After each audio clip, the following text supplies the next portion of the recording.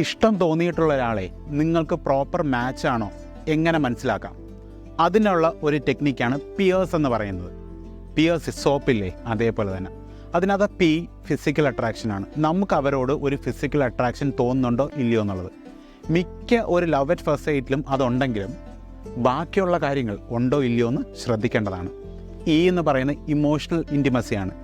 നമ്മളെ ഇമോഷണൽ ആക്കുന്ന, നമ്മളെ വിഷമിപ്പിക്കുന്ന കാര്യങ്ങൾ നമുക്ക് അവരോട് ഷെയർ ചെയ്യാൻ പറ്റുന്നുണ്ടോ ഇല്ലയോ എന്നുള്ളത്. മൂന്നാമത്തത് അഡ്മിറേഷനാണ്. അവരിൽ നമ്മൾ അഡ്മയർ ചെയ്യുന്ന എന്തെങ്കിലും ഒരു കാര്യമുണ്ടോ, ഉണ്ടെങ്കിൽ എന്താണത്? ആർ റെസ്പെക്റ്റ്. നിങ്ങളും അവരും തമ്മിലുള്ള ഇടപെടൽ എന്തെങ്കിലും റെസ്പെക്റ്റ് ഇല്ലായ്മയുണ്ടോ, ഉണ്ടെങ്കിൽ അത് ടോളറേറ്റ് ചെയ്യാതിരിക്കുക.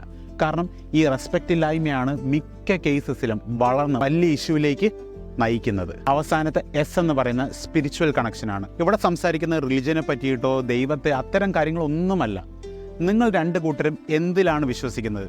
ദൈവം ഉണ്ടെന്നോ ഇല്ലെന്നോ എന്തും ആകാം, പക്ഷേ എന്തിലാണ് വിശ്വസിക്കുന്നത്? ഇത്രയും കാര്യങ്ങൾ നിങ്ങൾ ഇഷ്ടപ്പെടുന്ന ആ ഒരു പേഴ്സണുമായിട്ടുള്ള റിലേഷൻഷിപ്പിൽ നിങ്ങൾക്കുണ്ടെങ്കിൽ ആ റിലേഷൻഷിപ്പ് വളരെ നല്ലതായിരിക്കും.